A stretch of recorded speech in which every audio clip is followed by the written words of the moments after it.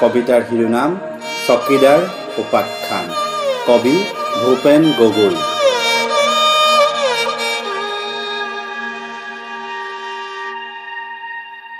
বাহ, কি এক অদ্ভুত ৰোমাঞ্চৰ উদ্ভাৱক এই নতুন চকীদাৰসকল।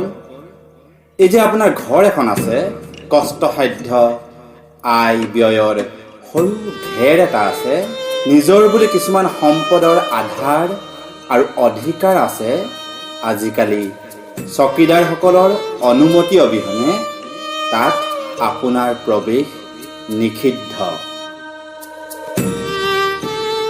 এই যে আপোনাৰ শইচৰ পথাৰ এখন আছে, নিজৰ জোখত সজা ভঁৰাল এটা আছে, আপুনি বিচাৰিলে ইয়াৰ ফচলত আপুনি হাত দিব নোৱাৰিব।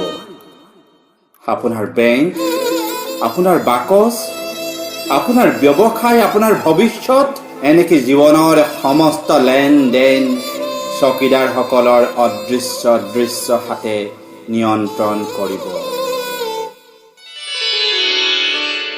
আপুনি কি খাব? 3 টকীয়া, এটকীয়া নে বিনামূলীয়া? শুনক, চকীদাৰসকলে কৈ আছে। আপুনি কি পিন্ধিব? খদ্দৰ নে টেৰিলিন? শুনক, চকীদাৰসকলে কৈ আছে। আপুনি কি আপোনাৰ প্ৰাপ্য মজুৰি আৰু ন্যায়ৰ সপক্ষে থিয় দিব, নে কোনো ব্যক্তি বা গোষ্ঠীৰ বিৰুদ্ধে দাঁতে নখে শান দিব? শুনক, চকীদাৰসকলে কৈ আছে। লাহে লাহে চাউলৰ দাম কমি পানীহেন হ'ব, ভাল হ'ব। লাহে লাহে জীৱনৰ দাম কমি পানীহেন হ'ব, ভাল হ'ব। আপুনি একো কৰিব নালাগে, চকীদাৰসকলে সকলো যতনাই দিব। খাবলৈ জুই, ভাত, শুবলৈ ঘৰ, গঁৰাল, মলত্যাগৰ বাবে শৌচালয়, বিয়াৰ বাবে সোণ, যৌনতাৰ বাবে কণ্ডম, বিদ্ৰোহীসকলৰ বাবে গুলি আৰু পোতাহাত।